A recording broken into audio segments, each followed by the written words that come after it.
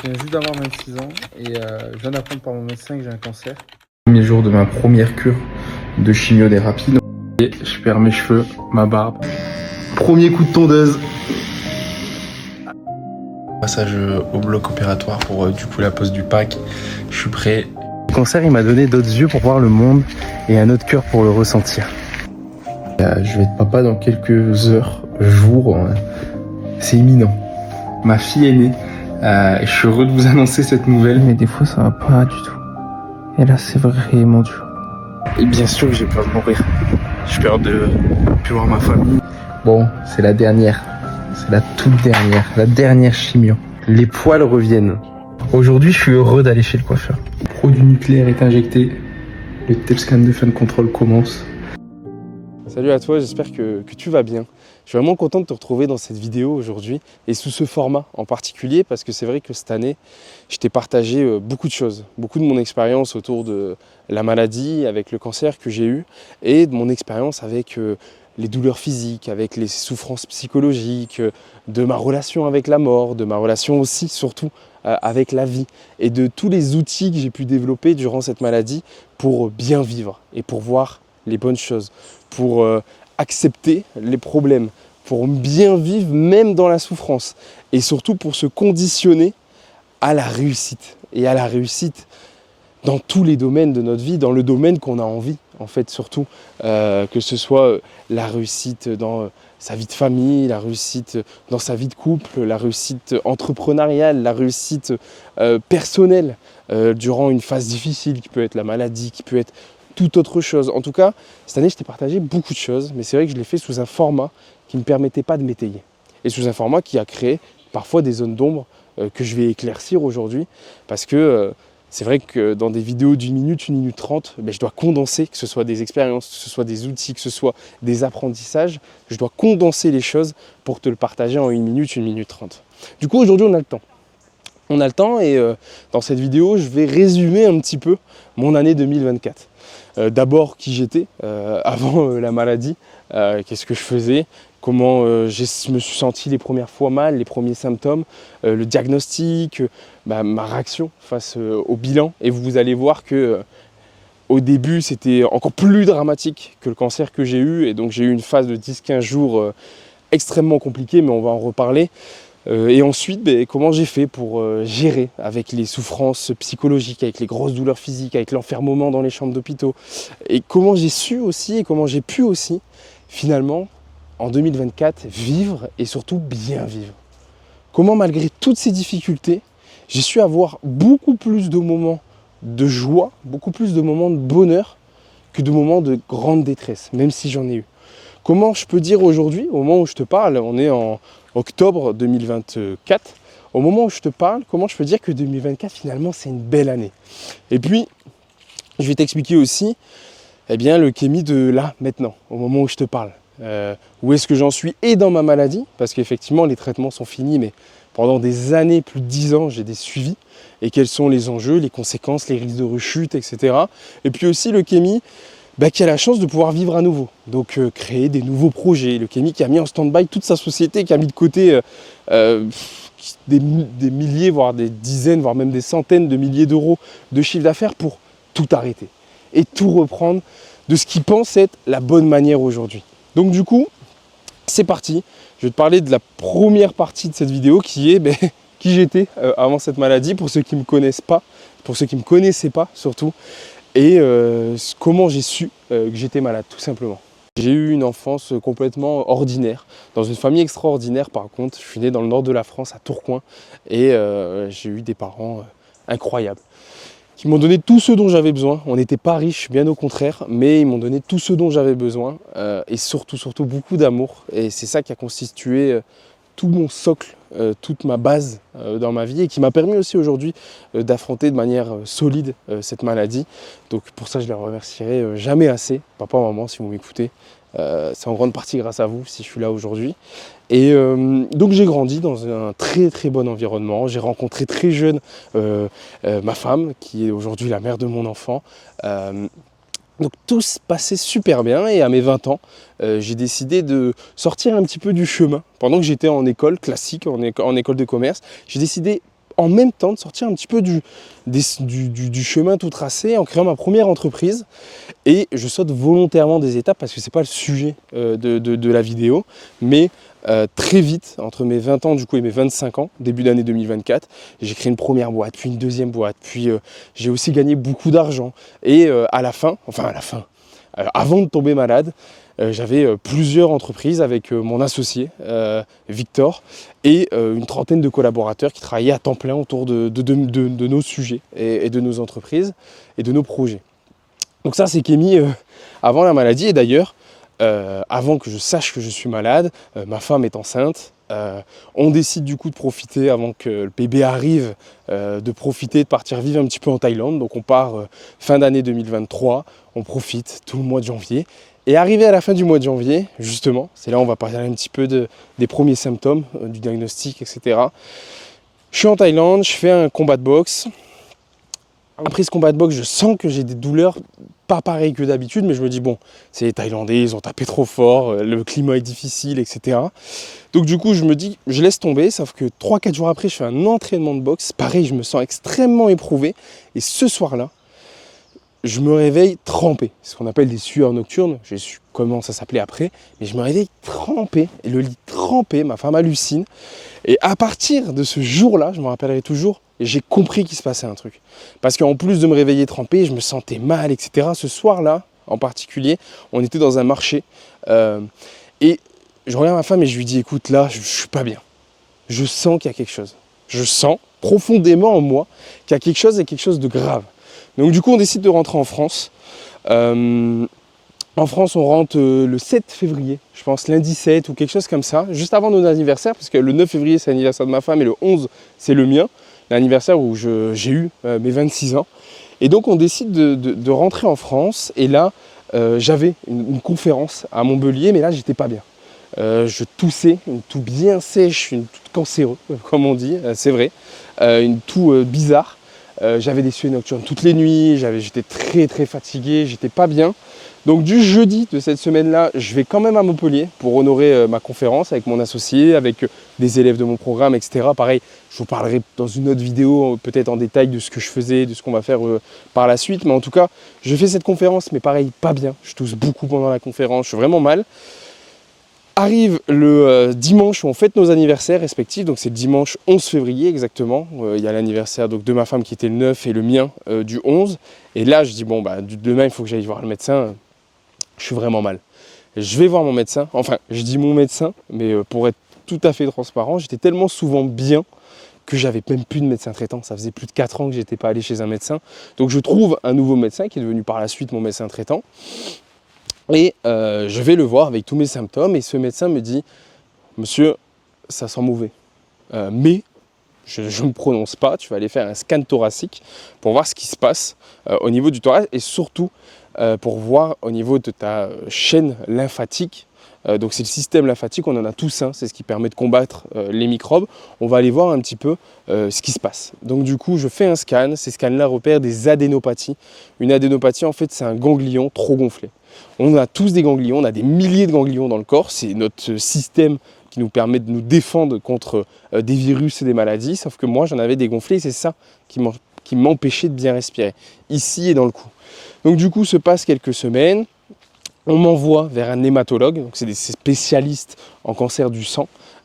Cet hématologue me dit, écoutez, je pense que vous êtes malade, mais on ne sait pas si c'est un cancer, c'est peut-être une maladie que vous avez chopée en Thaïlande. Et là, je vais faire un TEP scan. Donc le TEP scan, c'est un scanner pour voir s'il y a des cellules cancéreuses dans le corps. Et ce TEP scan me valide, enfin encore, ça ne valide pas exactement, mais montre des cellules cancéreuses dans mon corps. Du coup, moi, en fait, arrivé au TEP scan, normalement, les personnes du TEP scan ne sont pas censées donner de diagnostic. C'est l'hématologue qui reçoit le TEP scan et qui donc te fait le diagnostic et établit potentiellement une maladie. Sauf que moi, je suis curieux, j'ai peur aussi. J'ai 26 ans, ma femme est enceinte, je vais bientôt avoir mon premier enfant. Donc j'ai pas envie d'attendre, ne serait-ce 3-4 jours de plus. Et donc j'insiste au TEP scan pour avoir un résultat, pour qu'on me dise ce qu'il en est. Et là, je tombe sur une femme qui me fait peur en réalité, et je regrette, plus jamais je demanderai au TEP-scan ce qu'il en est, qui me fait peur et me parle de maladies très graves, de cancers encore plus graves que celui que j'ai eu. On me parle de potentiellement un ostéosarcome de stade 4, avec des atteintes partout. On me parle d'un cancer des poumons, parce que j'avais aussi des ganglions, donc des taches cancéreuses au niveau de mes poumons. Donc là, je ressors avec un diagnostic très sombre, en pensant que je vais mourir. Sauf que là, mettez-vous dans la peau d'un mec de 26 ans qui était en pleine forme un mois avant, que tout lui sourit, qui va avoir son enfant, etc. Et là, je suis dans ma voiture, je sors du TEP et je dis, je peux pas dire ça à ceux que j'aime. Je peux pas dire ça à ma mère, je peux pas dire ça à ma femme. Et je décide de rien dire et j'appelle mon père, parce que mon père, il faut savoir que j'en parlerai certainement plus d'une fois de lui, mais il faut savoir que c'est mon mentor dans la vie, c'est plus que juste mon père que je trouve héroïque comme tous les jeunes. De manière très rationnelle, c'est quelqu'un d'exceptionnel et il m'a beaucoup aidé, il m'aide encore beaucoup, donc je l'appelle lui en premier et il me dit écoute, attends de voir avec l'hématologue, attends d'avoir des certitudes, ça reste entre nous. Et donc pendant 10 jours, je vis ça en me disant bon bah je vais crever cette année. Et finalement 10 jours après, je fais ce qu'on appelle une biopsie. Moi ils ont fait plus qu'une biopsie parce qu'ils m'ont enlevé entièrement un des ganglions. Et je vais chez mon hémato, cette fois-ci avec ma femme, et il me dit écoute, t'as un cancer. T'as un cancer et en plus t'as un cancer de stade 4. Ça veut dire que tu as une atteinte plutôt globale au niveau du corps, atteinte foie, poumon, rate, bassin, donc os. Mais il me dit c'est un lymphome de Hodgkin et ce cancer-là se soigne beaucoup mieux que ce qu'on m'avait potentiellement prédit. Donc là c'est en même temps un soulagement et en même temps de la peur parce que qui dit cancer, dans mon cas, dit chimiothérapie. Et donc là, à ce moment-là, je me dis merde, putain, je vais faire de la chimiothérapie. Donc là, mon médecin il me parle de chimiothérapie. Et là, c'est quand même un coup dur. Parce que même si je m'y attendais, même si finalement c'était une meilleure nouvelle que ce qu'on m'avait peut-être annoncé avant, je me dis putain, je croyais en pleine forme, tout roule. J'étais au summum de ce que je pouvais être. Que ce soit forme physique, que ce soit en relationnel avec ma femme, avec ma famille, que ce soit dans mon business. J'avais jamais gagné autant d'argent. Et j'arrive à ce moment-là où d'un coup, le médecin il dit bon, bah, va falloir faire un point d'arrêt dans votre vie, au moins de 6 mois, le temps des traitements, parce que ça va être dur et tu rentres dans une phase compliquée. Et là, donc je descends de l'hôpital. Ma femme m'attendait dans la voiture. Et je lui dis écoute, c'est bien un cancer et je démarre la chimio la semaine prochaine. C'était 10 jours après. Donc là c'est très dur et je crois que c'est l'une des phases les plus dures, c'est de l'annoncer aux gens qu'on aime. Parce que moi bizarrement, j'ai eu d'un coup ce truc là de ok, Kémy, c'est un problème de plus. C'est un problème de plus dans ta vie. C'est peut-être oui le plus gros problème que tu aies jamais eu, mais c'est un problème de plus et comme tous les problèmes que tu as eu. Et parce que j'en ai eu beaucoup, étant entrepreneur depuis mes 20 ans, je passais dans des phases de dingue, mais je vous expliquerai peut-être plus tard. Je me dis, Kémy, vas-y, tu vas le gérer. Donc je descends de l'hôpital, je pleure pas, je suis assez serein, même si je suis sonné en réalité. Mais je rentre dans la voiture et là, elle me dit, c'est quoi? Et je lui dis, écoute, c'est un cancer. C'est pas une maladie thaïlandaise. Mais par contre, c'est un cancer qui se soigne. Et voilà. Donc elle me dit, ah ok, etc. Et là, quand je dis le mot, je vais démarrer la chimiothérapie, d'un coup tout est plus grave. C'est bizarre parce que moi aussi je l'ai vécu, ce truc-là, la chimiothérapie, moi avant d'être dans ces maladies-là, quand quelqu'un me disait je fais de la chimio, je me disais bon bah il va mourir le mec, il est en fin de vie quoi. Alors que finalement, Dieu merci, tout le monde qui ne fait pas de la chimio ne meurt pas. Et donc du coup là c'est le plus dur, c'est le moment le plus dur, c'est le moment où je dois dire à ma femme, à mes parents, à mon associé qui est mon meilleur ami, à l'équipe, aux autres gens que j'aime, que je suis malade d'un cancer et que on verra ce qu'on va faire, on verra comment ça va marcher, mais en tout cas j'entame la chimio et on croise les doigts. Donc c'est un moment douloureux, difficile, mais je vous dis, j'ai ce truc là en moi de Kémy, écoute c'est un problème comme un autre et tu vas le gérer. Donc du coup, les jours avancent, on décide avec mon père, ma mère, ma femme et moi-même de partir en week-end. On va au Touquet, juste à côté, parce que je n'étais pas en forme physique pour aller plus loin, ni l'envie. On va au Touquet, on passe 3 jours ensemble, 3 jours de dingue, mais avec cette tension qui était pesante de bon là, t'as des cheveux, t'as l'air en forme, même si j'étais malade, c'était comme une grippe en réalité. Donc en réalité, c'était loin des douleurs et de la souffrance qui allait arriver par la suite. Mais avec donc on était plutôt bien, mais je sentais que mes parents, mon père, ma mère, ma femme me regardaient. Bon, t'es dans un tunnel et on est loin d'en voir la lumière. Donc on passe ce week-end-là et là, bam, je démarre la première chimio. Et là, les chimios se succèdent et ça pendant 6 mois. Les chimios, c'est extrêmement douloureux, c'est dur, et surtout que j'ai commencé par Bicop, qui est une chimio très puissante. On reste hospitalisé pendant 3-4 jours pour la faire, qui est très douloureuse, tout simplement. On a des grosses envies de vomir, on est mal, on a des nausées, on est très mal. Voilà, je ne pourrais pas vraiment plus le décrire que ça, parce qu'il faudrait le vivre, et je souhaite à personne de le vivre, mais on est extrêmement mal. Et moi, dans tout ça, je n'accepte pas d'avoir une place de victime. Ni de victime aux yeux des gens qui m'entourent, ni de victime à mes propres yeux, et ni de victime de la société. Et je me dis, ok Kémy, qu'est-ce que tu vas faire maintenant?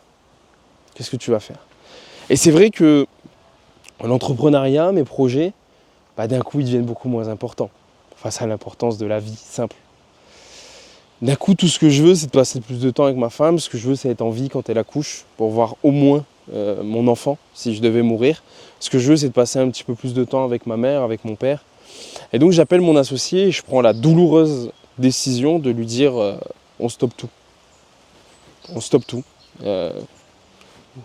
On arrête. On met ça de côté. J'ai pas envie d'avoir ni des échos, ni du stress autour des projets, etc. Je décide d'absolument tout stopper. Et c'est une décision douloureuse parce que premièrement, c'est 6 ans de ma vie, 6 ans de projet. En plus, comme je vous disais, on était enfin arrivé là où j'ai toujours inspiré à arriver avec des gros projets, des grosses sociétés, en toute transparence, beaucoup d'argent. Sauf que à ce moment-là, c'est une option pour moi. Et à ce moment-là, je n'arrive pas à supporter et la maladie, et la douleur, et la gestion d'entreprise. Et donc je lui dis, écoute, j'ai envie d'être reposé. Et je te demande qu'on stoppe tout. Et lui, mon associé, de manière très saine, de manière très intelligente, me dit, écoute, vas-y, on stoppe tout. C'est une décision très difficile, parce que aussi, il y a des équipes. On est passé de 30 collaborateurs à réduire l'équipe à 5, histoire de gérer un minimum de choses et de relancer aujourd'hui maintenant que je vais mieux. Mais donc c'est des gens à qui on dit premièrement que je suis malade et j'ai une équipe qui a toujours été une famille, des gens qui m'aiment et que j'aime.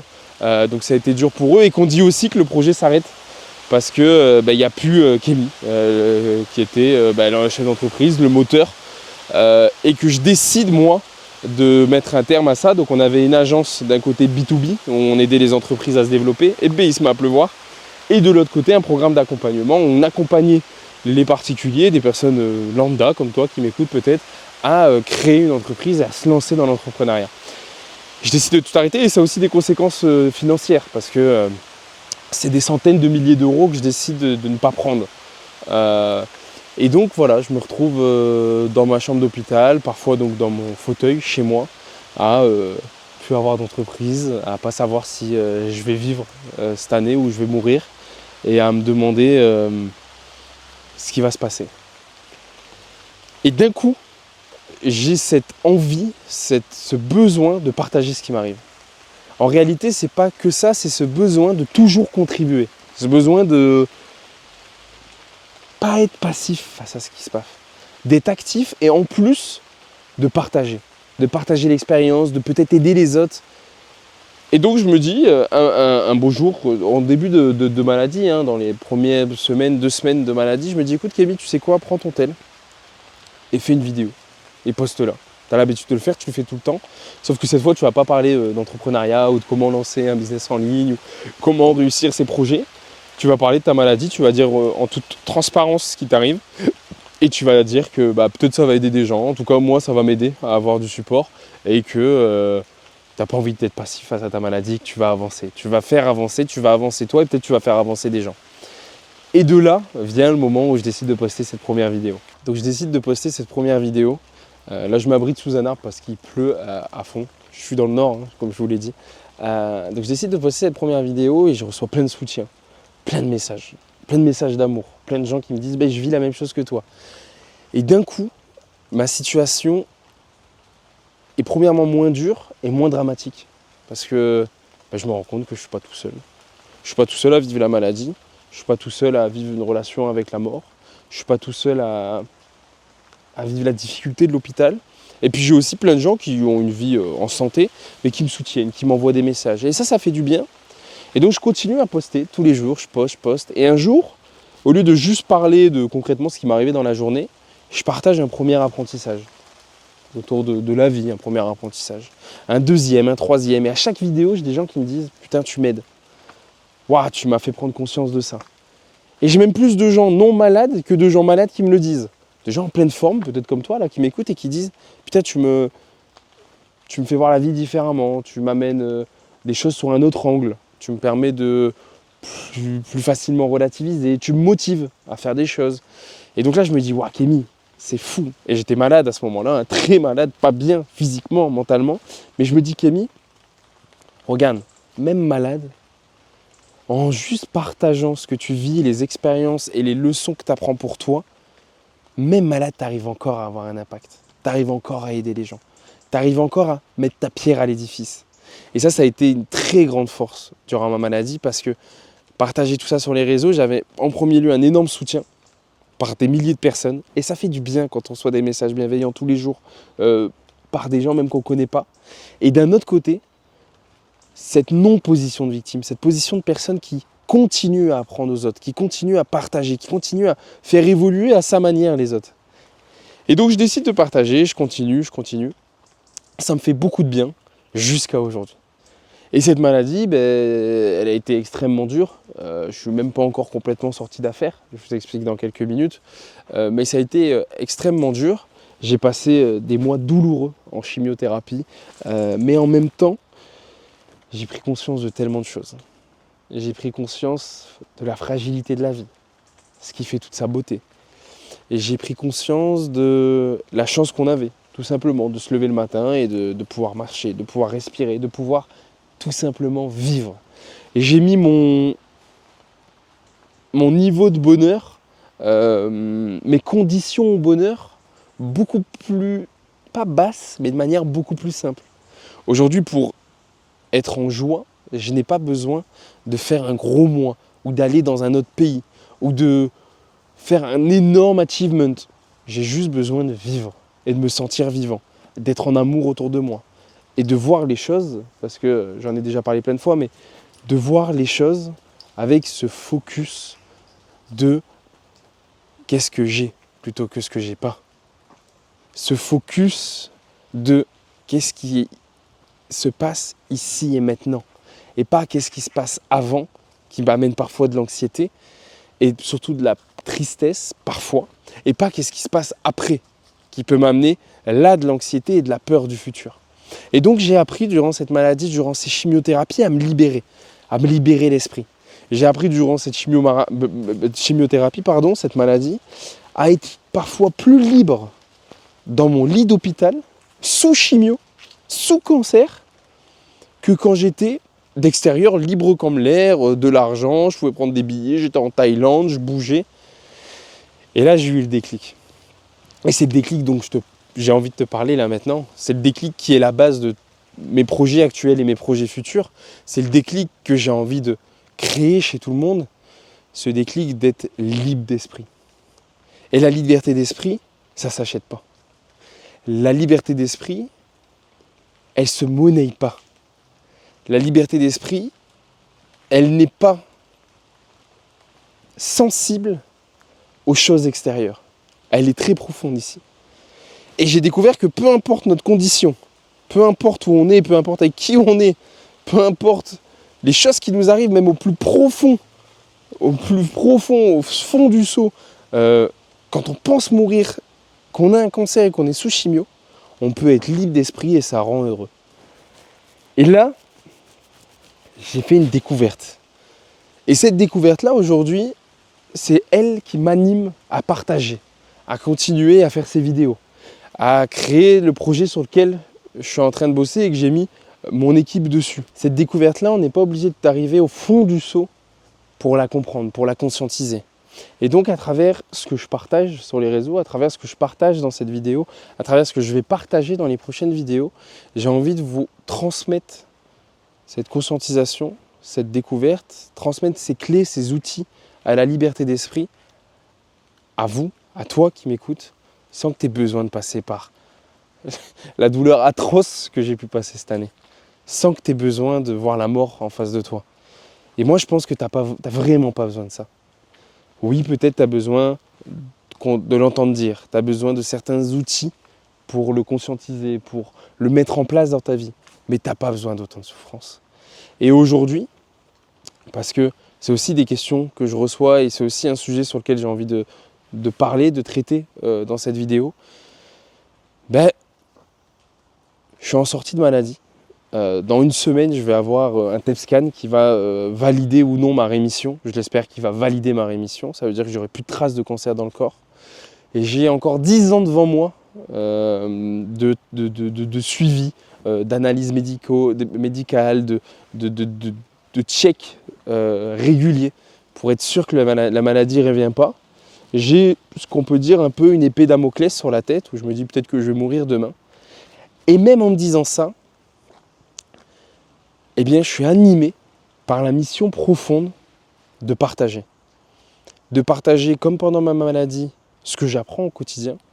Et de partager parce que je suis persuadé qu'on peut tous le vivre profondément.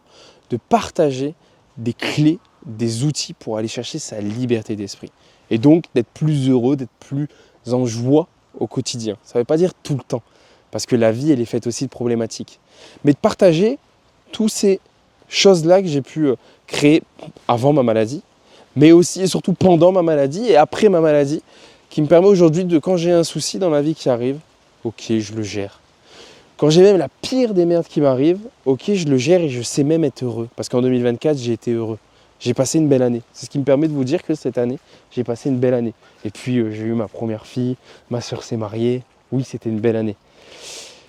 Et donc, aujourd'hui, je suis en train d'œuvrer avec les 5 membres de mon équipe et moi-même, j'y passe le plus clair de mon temps sur comment amener aux personnes, aux gens qui m'écoutent, la possibilité de vivre une vie pleine de sens, de vivre pleinement. Comment aller chercher son plein potentiel à soi. Et ça ne veut pas dire des choses de fou. Le plein potentiel de Bill Gates, c'est pas mon plein potentiel, c'est pas ton plein potentiel. On s'en fout. Mais comment nous, aller chercher une vie pleine de sens, qui nous inspire, qui nous fait vibrer. Une vie où même quand les problèmes viennent, parce que les problèmes viendront, on sait les gérer. On sait rester heureux malgré les difficultés. On sait faire la différence entre douleur et souffrance. Et ça, je suis sûr que peu importe qui on peut se l'offrir cette meilleure vie. Même dans notre condition. Même dans les conditions actuelles, même si ça ne veut pas dire qu'on ne peut pas œuvrer pour les changer. Mais même dans les conditions actuelles, on peut s'offrir une vie meilleure.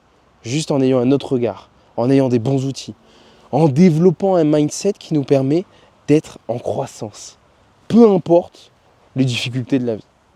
Donc, pour terminer cette vidéo, sache que je suis en train de travailler sur un projet profond qui cherche à être transformationnel, qui cherche à transformer la vie des gens, mais pas leur extérieur, leur intérieur.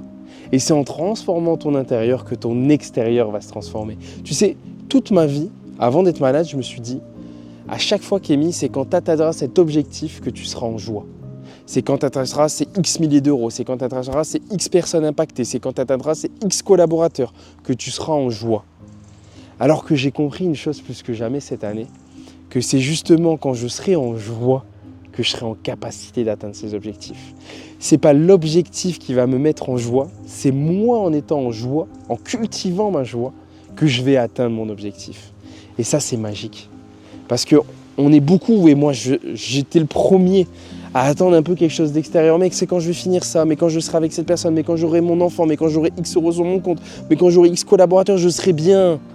On le dit tous, on l'entend souvent. Ah, quand j'aurai ça, je serai bien.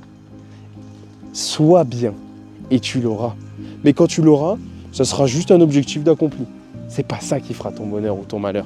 Et du coup, même si tu ne l'as pas, tu seras quand même bien. Et donc c'est sur tout ça que j'ai envie de partager, c'est sur tout ça que je suis en train de travailler. Et d'ailleurs, n'hésite pas à t'abonner à cette chaîne. En dessous, il y a un lien, c'est un lien vers une newsletter que je suis en train de créer. Et cette newsletter, en fait, elle va me permettre tout simplement de te parler sous un autre format que le format vidéo, le format écrit. Parce que pendant ma maladie, j'ai beaucoup écrit. Beaucoup de personnes me demandent quand est-ce que je vais écrire un livre, etc. Pour l'instant, il n'y a rien de prévu. Mais en attendant, j'ouvre une newsletter dans laquelle je vais envoyer 1, 2, 3 fois par semaine un mail dans lequel je vais t'amener une façon de voir certaines choses, peut-être des outils pour vivre certaines choses, des outils pour aller vers l'atteinte de ses objectifs, peu importe quel objectif on se fixe, des outils pour mieux vivre malgré les difficultés.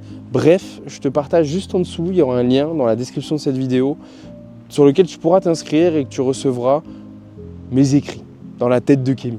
Les choses que je ne dis pas en vidéo, mais que je pose à l'écrit et qui peuvent t'aider à tout simplement vivre une vie puissante, une vie où rien peut te faire trembler, une vie où tu peux atteindre tout ce que tu veux, pas en attendant d'être heureux quand tu l'auras, mais en étant heureux tout de suite, malgré les difficultés, parce que je suis peut-être pas la meilleure personne pour en parler, mais je pense que je suis plutôt bien placé, malgré les pires choses, on peut être heureux.